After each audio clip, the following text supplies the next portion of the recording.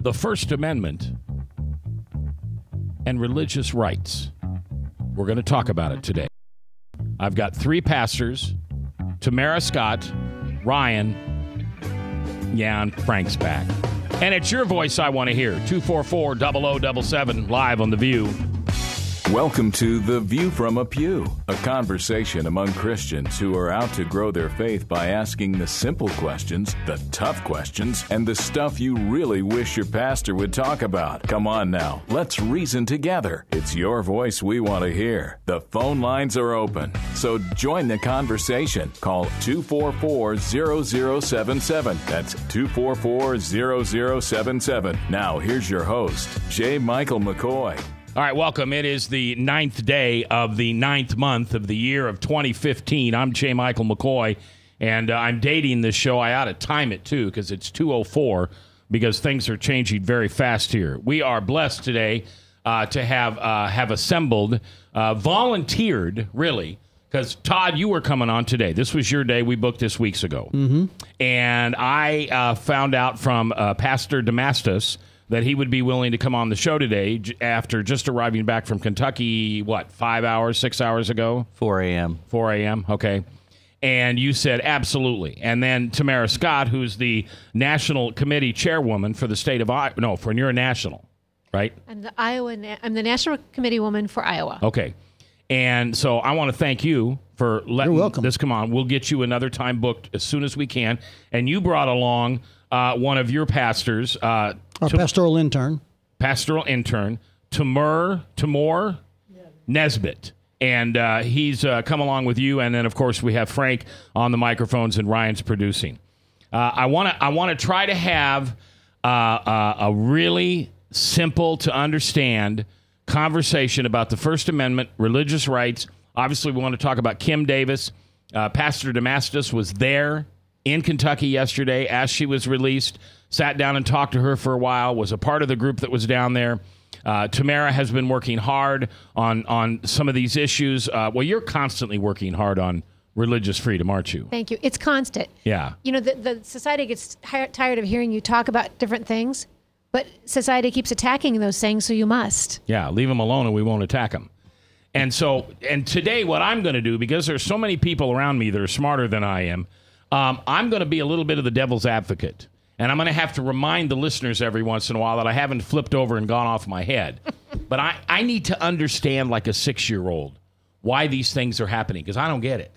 I read the First Amendment, and I see what my Constitution says. We can count on our Constitution, right? And then I see all around me things that don't match up to the Constitution. And I kept expecting my knight in shining armor to roll in and say, stop, you can't do that. Well, you remember, I remember doing a show with you, I don't know, 3 months ago when Tom and I were sitting in here with you saying, here's what's going to be happening when the Supreme Court makes the decision that we're all expecting them to make. And we talked about this literal tsunami of erosion of religious liberties that we're beginning to see pan out and play out just as it was. And I think that Scalia was a prophet when he wrote in his dissent that we're setting county clerks up all over the nation to act literally in rebellion against this decision. And that's what's playing out. All right. Let's start with, and this is not about gay rights. Okay, I don't want anybody calling, I mean, you're talking about the gays again. You're just a bunch of bigots. First of all, we're not. We're biblically correct in our following of Jesus and honoring God and serving others. But we're biblically correct. Okay, if you're a husband and you want to be faithful to your wife, it doesn't mean you cheat only when she's out of town visiting her mother. Okay, that's not a good husband. Yeah, but 363 days out of the year, I'm perfect. Yeah, 2 days, my wife's gone, aye. That's like the Planned Parenthood argument. Okay, yeah, but we provide all these other very important services to the public. Yeah, but you kill 93% of the people that walk in the door. Oh, well, but 7%, look at what we do. Well, what a defense that is. All right, so explain to me what Kim Davis did. Michael? She did not break any laws.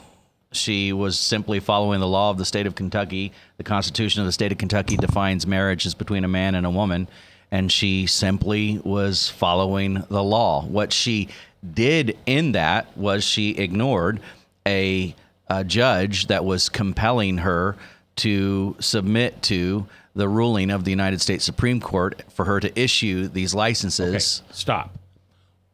Remember, I'm a devil's advocate here. Mm-hmm. Why doesn't the ruling by the Supreme Court of the United States saying gay marriage is legal in America? It's not what it said, but okay, go ahead. well, what does it say then? It said that the same, laws or same benefits, all those kinds of things need to be given to same-sex couples across the way, that no discriminatory acts can be held against anybody that's of same-sex, definition, I guess.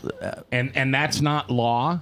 That's not a law. It's not codified. They don't make law. They don't make law. They simply rule. They make an opinion. They give an opinion, and that's what they did. Now let me share something with you, because I was sharing this before. Go ahead. 1927, the U.S. Supreme Court ruled that the forced sterilization of people groups was actually a constitutional thing. So that opinion by the Supreme Court in 1927 has never been changed. The ruling was Buck versus Bell. It's never been changed. In fact, it was cited as recently as the year 2001. So is it the law of the land to be able to force sterilize different segments of our population? Is that the law of the land? I'd be curious to know, when it was used in 2001 in our culture of precedent law, how it was used. Like, did it work in the case it was being used? Because I can't imagine that having any effect on anyone. Right. And let's go back to the history, the precedent. When you mentioned that they just make this law, go back to the 15th Amendment, which says blacks have the right to vote. Mm-hmm. The white man already had the right to vote, but nobody assumed that blacks just got it. Right or wrong, they fought for it. It was a long battle. They got it. No one assumed then that women then got the right to vote. Women had to, much later, many years later, fight again, suffrage, imprisonment, for the right to vote. Now, we hate that part of history. We hate it. But that is the long, arduous process in which we change our Constitution. No one assumed, point being, no one assumed that because one had the right, all had the right. So nowhere should we assume that because a man and wife can marry, a man and woman can marry, that anybody can marry. The precedent is not there for it. Exactly. And Congress has to codify this, and it hasn't been done. So the Supreme Court has ruled. Now it would be up to Congress to decide whether or not they want to pay attention to that and codify that into law, but they have not gone through that process like she described. Now, is it different in Iowa? Because can they get married in Iowa? Okay, it is not legal, but it's allowed. Same thing here, 2009, 5 black robe bandits usurped their authority and said marriage was now legal in Iowa. Now, they may say you're guilty or you're innocent if you have a speeding violation, but they don't get to say we're going to change the speed limit. That's not their parameter. Let me ask Tamara, what if a man claimed the right to be pregnant? Does he have standing? He said, well, that's unfair. I'm not being treated equally under the law. I contend marriage is the same thing. Marriage is a certain thing. It's a one definition. 2 men can no longer be married, then a man can be pregnant. It's just an impossibility. I think that science is working to reverse that. So I would go back to our foundational laws in our Declaration of Independence. The first paragraph, we talk about God's law and nature's law. So in this country, the reasons we have so many blessings is because we understand and respect God's law, nature's law. And Mac, you asked Pastor Todd Stiles from the First Family Church in Ankeny. Is it Dave? Mike. I'm sorry, Mike. See, I'm not the only one. Anyway, I'm supposed to be good with the names. I guess I'm not. But you asked what she actually did, and I think, in reading some of the op-eds and different things, she's forced a conversation. Yes. Which is the bigger picture. Dave's right in that technically, she wouldn't assign her name to that. Would she have stayed in her position if she could have left her name off? That's a question we wonder, because when the Supreme Court just decided for all the states, it forced people into a position that they never should have been in. The states actually have rights based on their own constitutions that they can give people accommodations. There is a process to use whereby people don't have to make these choices. But that was not afforded her when the Supreme Court kind of came down with their opinion. Well, how is it that how is it that the government can make an exception for a conscientious objector in war that doesn't want to fight in combat, but they will not make no exception for her that doesn't want to hand out a gay marriage license? And that's the larger conversation she's forced, because it highlights the inconsistency we have. And I've got a number of just actual cases currently that are probably going to get a lot of hearing, and people may win or may not, I don't know, but you won't hear about these because they don't involve Christians. And, like, for instance, there's a complaint filed Tuesday with the Equal Employment Opportunity Commission from a Muslim flight attendant who doesn't want to serve alcohol. The airline denied her exemption, but now she's pursuing that to a higher degree. And I'd have a hard time imagining she would get the same treatment that Kim Davis got, just to be frank with you. And there's a couple of things. I think an employer has the right to hire or fire. I think employees have the right to choose to be employed or to terminate a contract based on their own personal religious beliefs. But the thing about Kim Davis is she was not breaking the law. She was upholding the law. Exactly. This isn't about her putting her name or not putting her name on something. We shouldn't make that accommodation because she's upholding the law.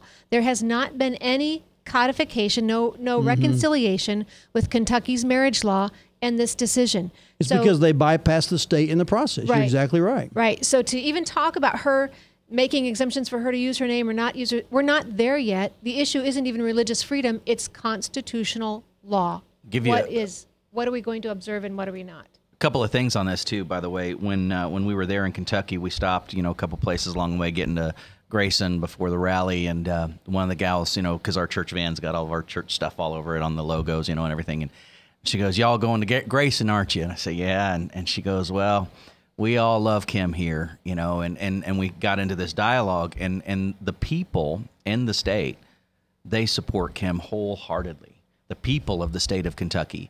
One of my favorite signs I saw when we were there was somebody's holding this big sign that simply said, "Who will judge Bunning?" And I think that's a really good question to ask, because Judge Bunning is the one that offered the, opinion as he did and put her in jail. On a verbal whim. Yeah. But he was also the one that let her out, correct? Yeah, only because he is receiving tons of heat. I mean, they opened up this gigantic PR can of worms now. And so what he thought maybe would be able to intimidate this young woman has basically solidified the support of the entire country. Every, conservative organization that you can think of is there backing that woman, and they all came down to Grayson, Kentucky to show their support. Over 5,000 people, by the way, not the only a few hundred that the news media was saying was there. 5,000. Over 5,000. Now, easy. You got to meet her and talk to her? No. Oh, no. Okay. You didn't. No, I did not. All right. She seemed very happy. Yes. Tears. Yes. Her husband was there. Yes. Huckabee was there. Mm-hmm. Cruz was there. Yes. Okay. Where are the Kentucky state senators? The congressmen? Well, they had some. There were some state politicians there. Matt Bevin was there, I believe. Is he running for governor in Kentucky right now? He was there. They had a couple of other politicians were there. Tom Massey was there. I wondered, it's Kentucky. Where's Rand Paul? He has spoken out. I know he did. I agree, and I gave him kudos for that. Just kind of wondered where he was, because it wasn't. To be honest with you, as you look at the history of this event, this was not a Mike Huckabee event. The Family Research Council were the ones that wanted to start planning this rally. Okay. They asked Mike Huckabee to help support the event because he's been really successful with Hobby Lobby, Chick-fil-A, you name it. But Mike Huckabee kind of took control of the event and made it, more of a political focus, which I don't know. It's not a political event. This is something that rises above all the candidates. Yeah, this wasn't about him running for president or anything like that. All right. Tamara Scott, the national committee woman for the state of Iowa, is here. Pastor Todd Stiles with the First Family Church in Ankeny, along with his another pastor, Tamor Nesbitt. Their services are 8:30 and 10:30 in Ankeny, 9 o'clock in Bondurant, and Fort Des Moines Church of Christ, Pastor Michael Damastis Their services are at 10 a.m. every Sunday. Ryan's here. Chris is here. And I'm here. I'm J. Michael McCoy, if I haven't told you lately. Thanks for listening. Love this job. Couldn't do it without you. Religious rights. What's your voice say? 244-0077. I'm waiting. I'm waiting. From the RE/MAX Real Estate Concept Studios, this is Webcast One Live.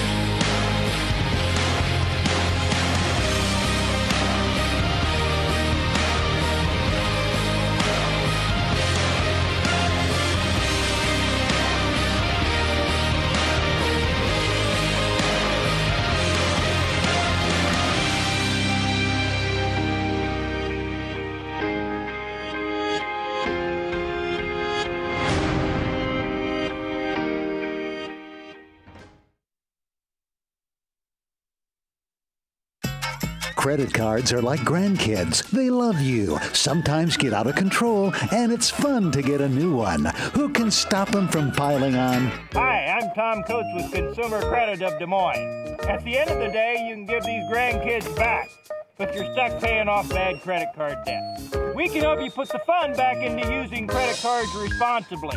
Right, kids? Yeah! If you need help getting credit cards off your back, call Consumer Credit of Des Moines.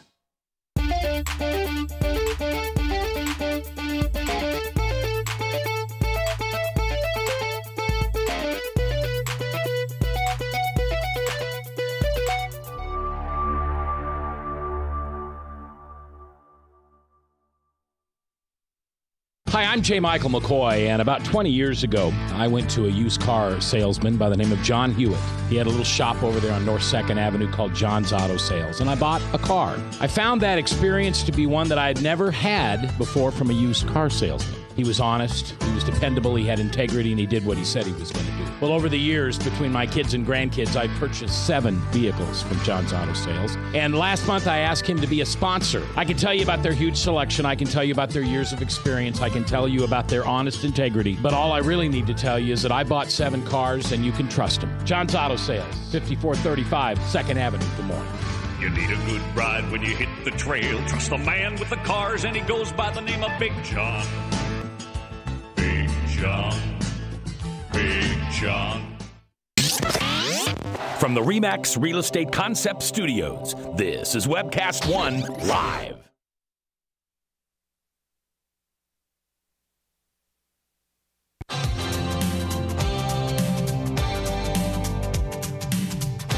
If you sit in the back pew or the front pew, it's your voice we want to hear. The phone lines are open, so call 244-0077. Now, here's J. Michael McCoy. All right, 21 minutes after the hour of 2 o'clock, 9th day of September in the Lord's year 2015. This is The View from a Pew. We are live from the Merle Hay Mall studios, high atop the Merle Hay Mall overlooking the plains of Iowa. This is webcast1live.com. We've got a lot of great guests in the studio today. We'll go from least favorite to least. Never mind. We have Michael Damastis, who has just returned from Kentucky, where Kim was let loose. Kim Davis. All right. He's from Fort Des Moines Church of Christ, services at 10 a.m. on Sunday. We have Pastor Todd Stiles from the First Family Church in Ankeny, services at 8:30 and 10:30, and then they have a 9 o'clock service in Bondurant. He's also here with Timur Nesbitt, who's one of his interns. We have Tamara Scott, National Committee Chairwoman. We have the incredible Verse, the man that knows more about the Bible than anybody you'll ever meet, according to him. And Frank is here. That's good, isn't it? Yes. And, of course, good. Ryan's producing. All right. So there's absolutely no doubt in anyone in this room's mind that Tim Davis followed the law. Kim? What did I say? Tim. Yeah. No, I knew it wasn't Tim. I said Kim. You just heard it wrong. Okay. Getting into that other What's issue. the likelihood of that, right? Yeah. All right, so Kim Davis. There's no doubt in anybody's mind that she was completely... She's upholding the law. Absolutely. She's asking for verification of any law that says she has to sign. All right. So national decisions by Supreme Court justices don't trump local law, but federal law trumps local law. No? You're looking at me awful confused, Michael. I think that could be a court case. That's a good That's question. where we're at with so many of these issues today. 14th Amendment, 10th Amendment, how you interpret it, and that's the battle. What the Constitution says, it's not explicitly in the Constitution, goes back to the states.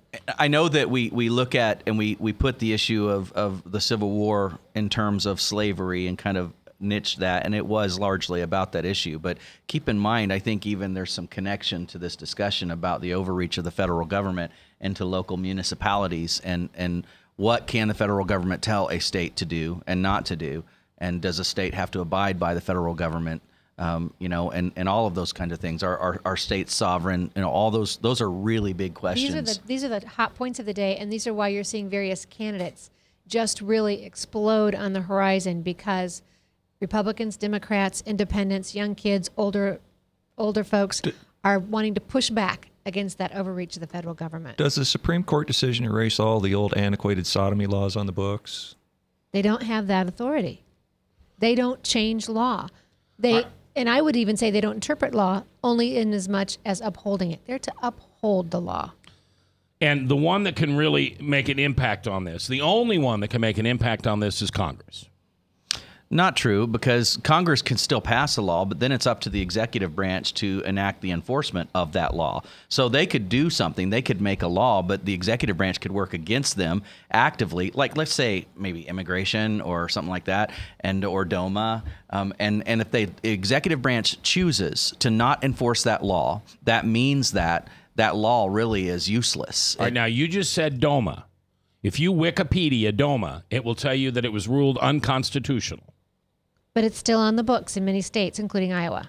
Okay. Hasn't been codified or changed or nullified, I should say. Did you all hear Hillary's quip that Kim Davis ought to uphold the law?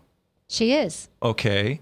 Well, if she's supposed to uphold the law, then shouldn't Obama uphold our immigration laws? Well, Shouldn't Obama uphold his own health care law that he keeps waiving and exempting people off until 2017 when the proverbial something hits the fan? Well, shouldn't Hillary be facing something about having a server in her basement? Isn't that against the law? Shouldn't Hillary keep her laws about FOIA requests? Yeah. All right, Michael Damastis from First Family Church. And everybody, you got a microphone in front of you. Des Moines Church of Christ. Todd is from First Family Church. But thanks for keeping me straight. it's all good. And I'm Tamara, and he's Tamar. Yeah, close to, you're right. Timur. Yeah. So all of you just, hold up your hand and jump in when you want to talk something. We've got, a lot of live mics here today. What I heard you say when we went into the break is that this has opened up a big can of whoop. Yeah. And it's a good thing. It is. And I think that, I had this sense when I left, and maybe this is just, anecdotal, and just me being really tired, but I really feel like there is a storm on the horizon in our country where we are coming to a tipping point in these battles. I think that it truly is something where the Christians in America are beginning to stir. They are beginning to rise up and say, you know what? I can't ignore this any longer. I can't ignore this any longer. And they're willing to actually engage in a process where largely they've been pretty silent. And that goes to a larger discussion of what pastors have been preaching in their pulpits. But aside from that. And you are a pastor that preaches not only biblical truth, but constitutional truth from your pulpit. I'd say you can reword it if you want. Yeah, I'd say just keep it at biblical truth. That's what I mean. But you don't walk away from issues. No. Okay. Like the church that I go to, they'll tell you first thing, we're not an issues church, we're a mission church. There was nothing about Kim Davis from the pulpit last Sunday or Saturday, or will there be this week? And I don't want to put words in your mouth, but knowing you as I do, you don't think that's correct. You think the church has got to speak out on these issues that directly impact the First Amendment. The reason that these issues exist is because the church has been silent on these issues. And the church is me, right? Well, yeah, but I mean, it's not just all on the pastor. Well, I'd say it largely fits squarely on the pastor's shoulders, because pastors, for varying reasons, have decided that they're not going to address a lot of these issues, either through intimidation or for financial reason or for whatever. But do you think the churches have been bullied into this position because of the tax-exempt status? No, I mean that's part of the answer, but the answer is larger. I think in the long run, the answer is that there has been this. It's like multifaceted. I mean, Satan has been working at a long time for eroding truth and doctrine and what true biblical worldview is. He's taken all of that stuff apart, and so pastors, either from having weak theology to wimpy practical Christianity, they are not doing what God has called them to do. Which I think is what you said initially, preach the Bible. Right. Right. And I know this is me, and I've said this 100 times, but I know I'm in my sweet spot. I am in my calling. I'm in the place that God wants me to be when I am helping the people in my church filter their whole life through the lens of God's Word. That's my calling. That's what God has asked me. Their whole life, not just part of it, all of it.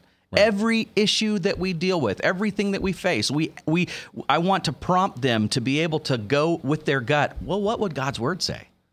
And I say it on my show, and I heard on a commercial with you say something similar. Living God's Word in today's world. If He expects us to live through it, He's directed us how to do it.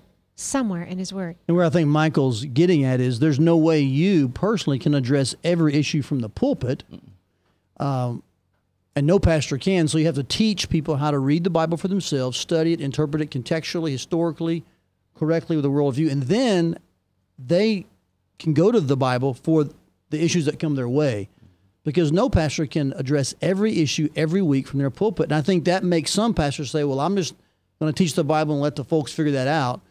I think their heart is right in that that's what's got to happen. But all right, now you've got headphones. Do you have headphones? No, sir. You've got one set of headphones. All right, just share them. Just hold them up and show them. I want to go to the phones. Tom is standing by. Tom, you're live on the radio this afternoon. How you doing, Tom? I'm great, Mac. Just wanted to say thank you to Pastor Damascus for traveling down to Kentucky. I would have went there myself, but I was already on a trip going somewhere else. What happened in Kentucky can happen in Iowa. All it takes is a county recorder with some guts to say, well, look, the law hasn't changed. I swore to uphold the Constitution and the law. The Constitution doesn't mention marriage. The law hasn't changed to say same-sex marriage is legal. The court can't make law. So she's doing the right thing biblically and constitutionally, like the pastor said. So all we need is a couple county recorders, and that's what they're afraid of, that she will inspire others.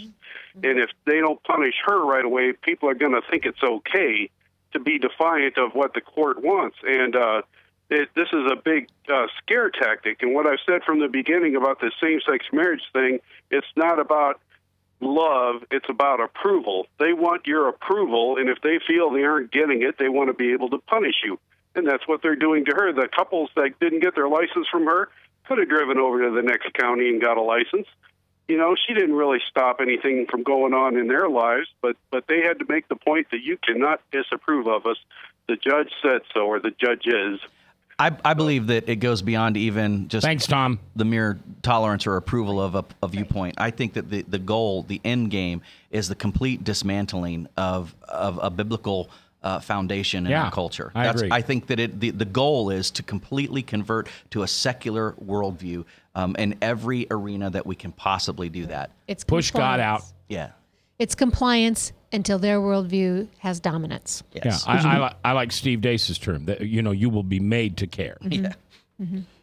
Which maybe, I hope we got to bring this up, maybe illustrated by the fact that the people involved in Kentucky weren't all Republicans. No. They weren't all these certain kinds of... She's a Democrat. Yeah, she's a Democrat. So they're not after a certain party. And the they're judge is trying to Republican. eliminate truth. Mm-hmm. And did you notice how quick it took them to get the fact out that she's been divorced a couple of times and some personal facts about her marriage, why is that relevant?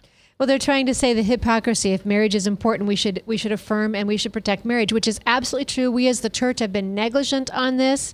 I stand before you as one of those. But I love Matt Staver when he came and said she has turned her life around, and because of that, because of what she now has, the victory she has in Jesus Christ, she wants to stand firm and protect this law. Well, and am I correct? Once again, I'm six years old. I'm out here being devil's advocate. This really wasn't about her religious beliefs as much as it was illegal. Right. Then that's what they're trying to make. Legally, she had every right to say, I'm not going to sign that. Well, why not? It's because I have faith. But I have the law behind me. Exactly. And this is what one of the presidential candidates said to me personally lately, in talking with a couple of them at a forum I was at.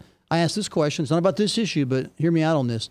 I said, do you know of a way, if your party wins the election and your party wins control of Congress, is there a way for you to overturn Roe v. Wade without the Supreme Court? And only one candidate knew the answer, and it's what you just referred to here. Is you have to call out the Supreme Court for their opinion, not the law, and then as an executive, uphold the law, which is not what their opinion was about it. Does that make sense? Yeah. And he says that will start a rash of lawsuits, but it's the way the executive branch can begin to lead the fight and not be defensive in the fight. And can't some of this be addressed by a constitutional convention?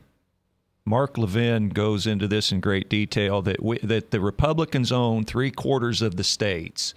If those governors would come together and have a constitutional convention, some of this stuff could be dealt with. Yeah, but I think and I'm not a politician. I'm going to speak out of a lack of experience here probably, but when Bush had it and we had control, and even now, Republicans by and large just lack courage. Yeah. We get control and can't do squat with it half the time. And as National Committee woman, I would say with you, our founders had it right. I don't see even Republicans having the courage to come back and stand on nature's law and God's law. Exactly right. But when we come back from this break, there is an answer.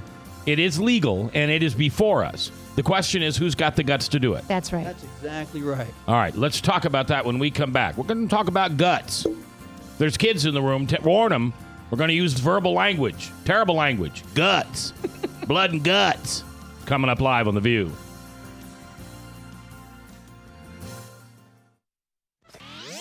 From the RE/MAX Real Estate Concept Studios, this is Webcast One Live. I'm Brian Leach, owner of Service Legends, and my position is Chief Talent Officer. I'm Nicholas Wonderscheid. I am Bernie Hobbs. And I'm the Service Manager. Marketing Director and Client Relations Manager.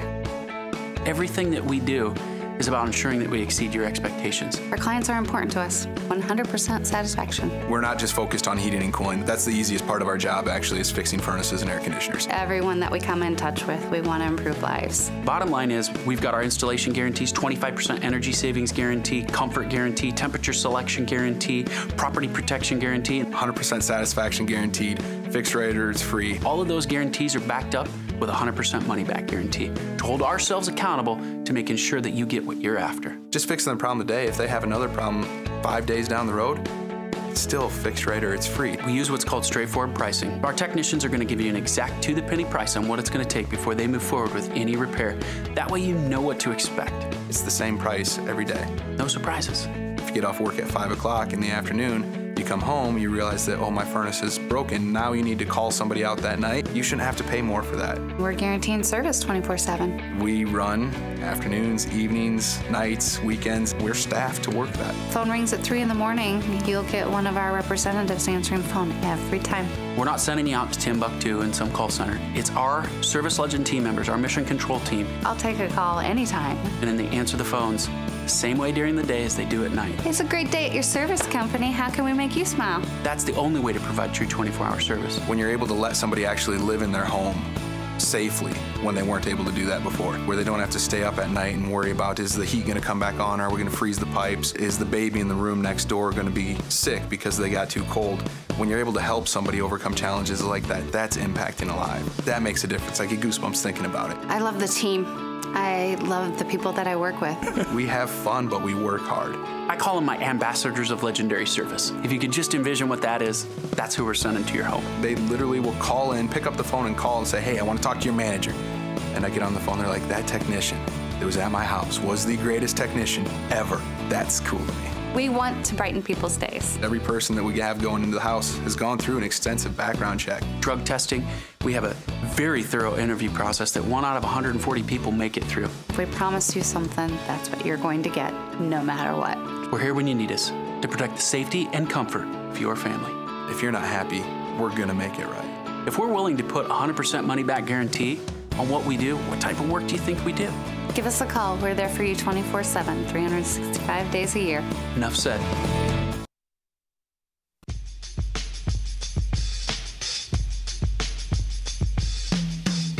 If you sit in the back pew or the front pew, it's your voice we want to hear. The phone lines are open, so call 244-0077. Now, here's J. Michael McCoy. 2:38, 22 minutes before the top of the hour. Top of the hour, Salem Radio Network News will update all these stories. And then at 3:03, the Steve Deace back in the market live, an afternoon drive right here on 99.3 The Truth. All right, so Pastor Todd Stiles from First Family Church services at 8:30 and 10:30 in Ankeny, 9 o'clock in Bondurant, and Pastor Michael Damastis from Fort Des Moines Church of Christ services at 10 a.m. They're both here.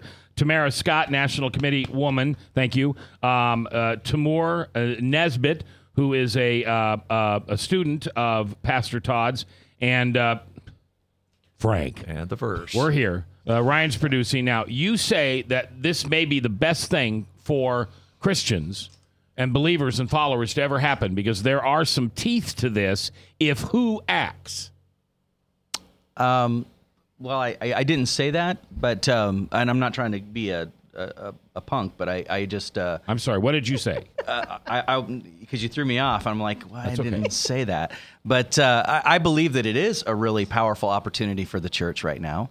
I believe that what this is a catalyst moment right now. It's a moment to see an insurgence of Christians actually engaging finally where they've been rather lethargic in this culture war. And in the political world, who needs to act? Well, I think you're going to see it with our presidential candidates. When you find the one candidate who says they're going to take this on, who they'll have the courage to put something before Congress and settle the matter, or to tell the courts to sit back down where they belong, then I think you'll see a firestorm of people behind that candidate. I mean, the executive branch executes the laws, correct? Yeah. Judicial branch interprets, the legislative branch makes. So I think, to answer your question, the executive branch has to begin to act upon laws, not opinions. That would breed then and begin what she's talking about, people taking notice, and it might cause a rash of a reaction. But that'd be worth the fight, I think. It'd be worth the endeavor. And I'll go so far, sorry, Frank, but so far as to say this, as I've seen it in presidential candidates right now, I'm just going to list off the ones that I know are dealing with this issue and put at the top of the list, by no coincidence, that I fully support him, full disclosure, but that's Ted Cruz, who had a rally for religious liberty. He's been talking about this issue for a long time. Mike Huckabee, as well, has been very, very, very vocal on this issue. Bobby Jindal is very, very, very vocal on this issue. Rick Santorum is very, very vocal on this issue. Even Rand Paul, who I don't agree with a lot, is very vocal on this issue of religious liberty. The ones that aren't vocal, what are they saying by being not vocal? Anybody who has said the courts have spoken, it's a law of the land, don't understand the court's role. Preach. Anybody who has said she needs to uphold her job and do whatever government says, think that through. Nobody likes it when we go back to Hitler, Germany, Nazi. But for anybody to say the government needs to uphold, any employees of the government need to do whatever the government says they should do, how dangerous for all of us that any government arm could send someone into our home to take our weapons, to do whatever. No, they should not, when it's immoral. And so she's standing on her moral ground, but she's standing on the law. She has not broken the law. She's the one who is upholding the law and saying, show me where you've changed it to reconcile with this decision. All right, let's. Did you have something on this? Well, I was just going to say, as Pat Buchanan so aptly said, it's the fault of Congress because they've abdicated their duties to the executive branch or the judicial branch, their responsibilities. They're more worried about their constituents and the voters at the ballot box for re-election. So they're dumping these tough decisions off onto the Supreme Court, which they should. The Supreme Court shouldn't be ruling on these things anyway. I would tell you they're not going to be worried about their constituents because the constituents are with us on this issue. They're worried about special interest and donors. Okay. Money drives it. Let's go, rather than Kentucky, which is how many hours away in a bus? Close to 13 from Des Moines. Holy Toledo. Yeah, so from 13 hours away, let's go an hour and a half away to Knoxville, Iowa. Yeah. Where a community who has had for several generations the Veterans Hospital down there. Let's face it, folks, it's Iowa. We bleed red, white, and blue in Jesus. That's just what we do here. They have a memorial towards a fallen soldier, and it's got a cross on it. And do we even know who's making all the noise down there? I don't know that they found the gentleman or not. Okay. So somehow the city thinks that they have to bend to some atheist activist, some hedonist, some pagan, who has decided that a cross in his public view is burns his eyes up or his blood boils or I don't know, something shrinks up and falls off. It's terrible to see that cross out there, so he wants it removed. We had good news by some people's standards out of Knoxville, but Tamara, you say this is bad news. Well, I'm concerned. Anytime you try to appease evil, you lose ground. Why do you concede territory that doesn't belong to the enemy? So first off, they had their city council meeting last night, and from what I've heard, they've decided to delay the vote. That's what you do when you're too cowardly to make a decision when this many people are in front of you, or it could be because they want to hear more public opinion. I don't think so. Public opinion's been fairly obvious when 2,000 people show up in less than a week in bikers vest and veterans. It was a phenomenal event. The streets in Knoxville were lined with flags. I get goosebumps talking about it. Flag crosses in yards all throughout the city. The people are speaking, and there's clarity where they're at. But so the city council is saying that maybe they'll find a way to deed this little 6-foot plot of land to private ownership, so you can have that cross. I will warn you, those people don't understand the battle.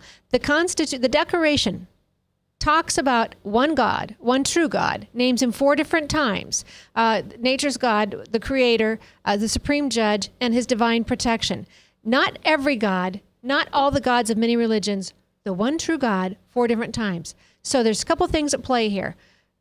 So when they tell you you can have a Christmas display if you also put up a Star of David and an Islamic symbol, that is a farce. Take your Declaration of Independence. It says right there, one true God 4 different times. They don't appease and give a variety of religions any acknowledgement. When they say that we have to deed this land to private ownership, that is appeasement and that is weakness, and it will never bear out profitable for you. Go to Arlington Cemetery, filled with crosses. Go to the Supreme Court building, the angst, of many of our decisions. But above the doors is Moses. They didn't deed off that corner of the temple when they had Moses carved in. Our heritage cannot be mistaken if it is accurately taught, and this is the problem. It's not taught in our public schools anymore. Kids don't know it. They don't recognize the Constitution to know when it's been trampled upon, and we don't have that fervor that we should to fight for our liberties, because our founding fathers said, he who will fight for his liberty will have them. Well, but now wait a minute. I'm being sarcastic in devil's angle, or devil's tool here. But wait a minute. We're Christians. Sure. We're tolerant. We turn the other cheek. We love peace. Love thy neighbor. We've got to be less so others can be more. Well, what's wrong with that? I go back to when we had the Wiccan come to pray at the state capitol, and we had an organized event to pray as she prayed. Nobody was arguing this is unconstitutional.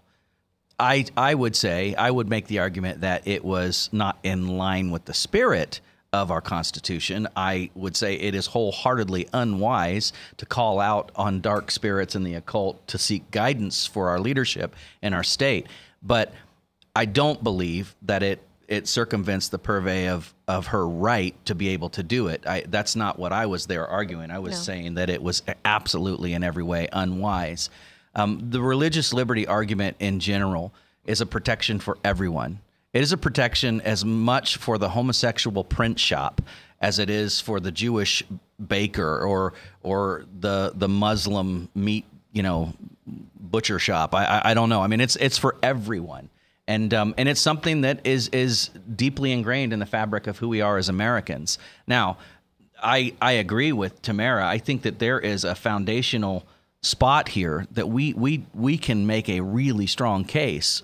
America is founded on Judeo-Christian principles and values, not any other.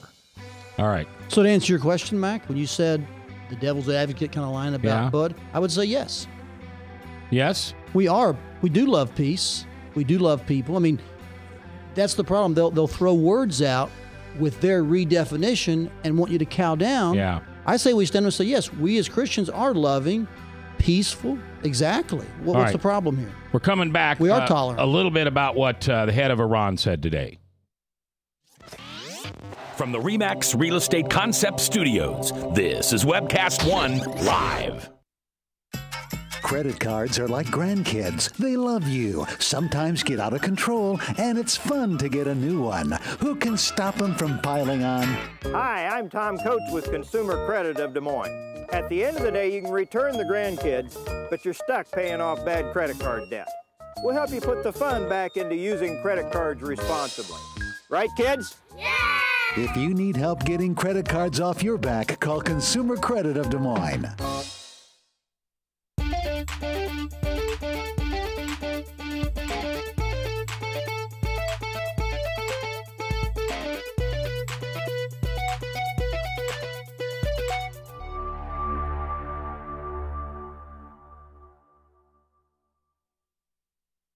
Hi, I'm J. Michael McCoy, and about 20 years ago, I went to a used car salesman by the name of John Hewitt. He had a little shop over there on North 2nd Avenue called John's Auto Sales, and I bought a car. I found that experience to be one that I had never had before from a used car salesman. He was honest, he was dependable, he had integrity, and he did what he said he was going to do. Well, over the years, between my kids and grandkids, I purchased 7 vehicles from John's Auto Sales. And last month, I asked him to be a sponsor. I can tell you about their huge selection. I can tell you about their years of experience. I can tell you about their honest integrity. But all I really need to tell you is that I bought 7 cars, and you can trust them. John's Auto Sales, 5435 2nd Avenue, Des Moines. You need a good ride when you hit the trail. Trust the man with the cars, and he goes by the name of Big John. Big John. Big John. From the RE/MAX Real Estate Concept Studios, this is Webcast One Live.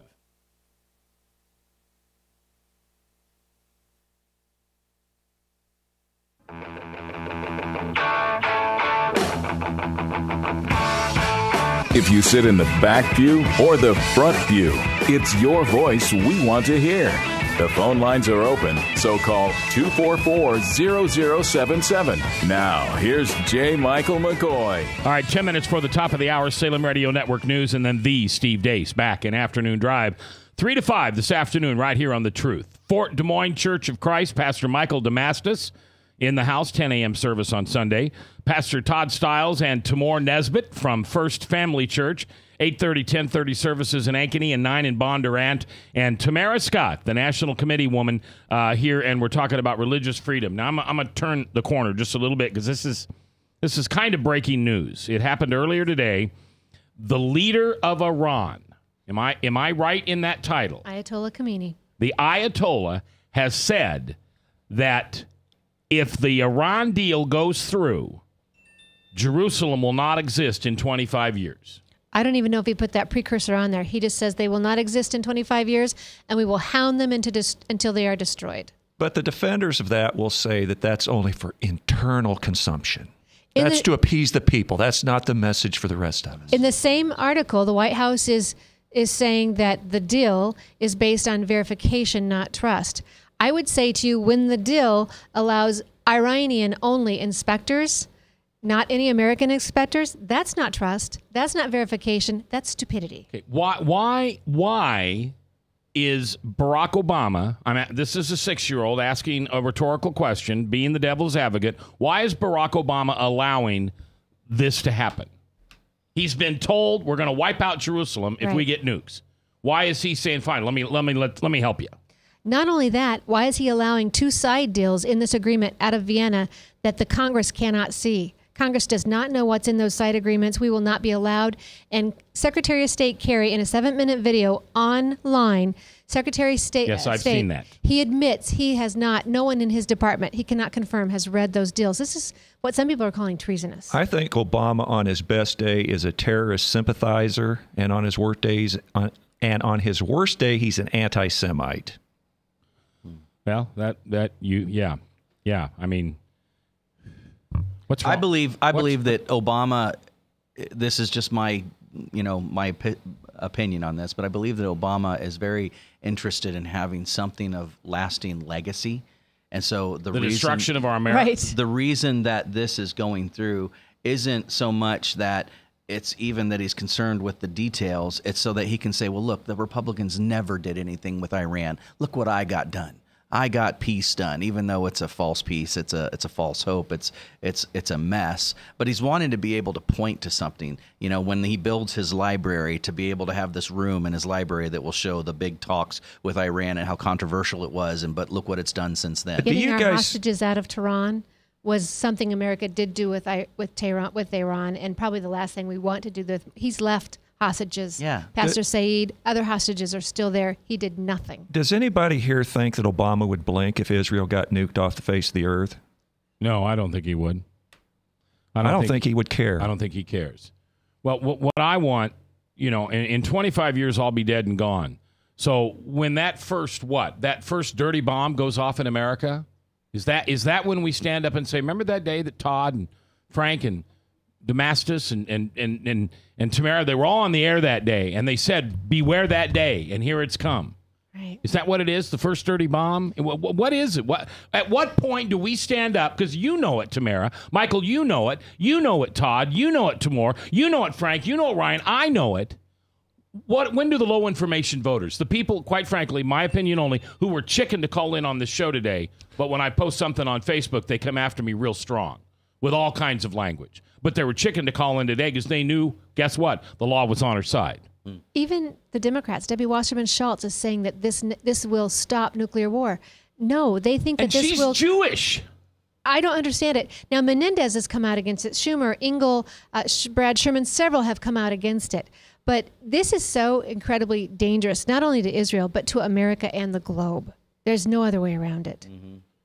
In Acts, all I can say theologically is when the early Christians were told not to do certain things, they went back and began to pray.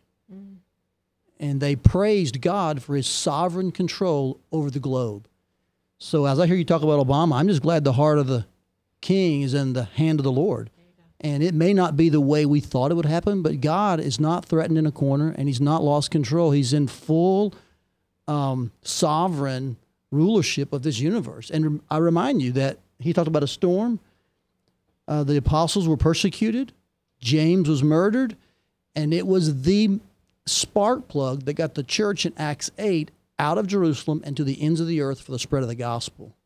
No man or woman would have chosen that route, but God knew in his infinite wisdom the gospel had to get to the earth, and this is the way he chose to do it. So I'm just thankful that God's in charge. You got about 60 seconds to answer the next question, and it's just a little one. Okay? That's not from you, it's not. Don't we want the destruction of Jerusalem to happen so Jesus comes back? Man. Well, what? Laugh at me, but laugh out loud. What's wrong with that? That's ridiculous. I think we pray for the peace of Jerusalem. Wrong? Absolutely. Okay. I'm sorry. So I've read Revelation incorrectly. To say that, this is what I would say, to say that Christ can't interrupt my conversation with you right now because he's not sovereign, there's something that has to happen. I get you there. He is sovereign. He can come when he decides he will come, and he's not coming back because something has to happen with Jerusalem or some temple needs to be rebuilt. He's not coming back yet because people need to know him still. He's tarrying out of grace, not out of some historical event that needs to occur. That's the reason he tarries. And so we exhibit a long-suffering spirit, and yet we pray, come quickly, Lord Jesus. Right. Because he's our real king. And when you were talking, I was just thinking, man, I'm glad I'm not a citizen of this globe. Right. I'm glad my real citizenship is in heaven. Yeah. And that's what I long for. And what about those verses that say he'll return when his enemy is his footstool? Maybe that's our responsibility to take captive the enemy, prepare the path rather than just allowing destruction. And I never understood why Americans think because we've been negligent and allowed our freedoms and liberties to go to the point where we're in danger, that we think God's going to send Christ back to rescue us in our negligence. When we've seen the Crusades, we've seen Nazi Germany. How arrogant of us to think because we've now messed up and we're uncomfortable, we'll have a savior. It's not based on our temporal comfort. Good point. All right. I want to thank each one of you. I'll even start with Frank. Thank you for being here. Timur, you were very quiet today. I'm sure you have a lot to say.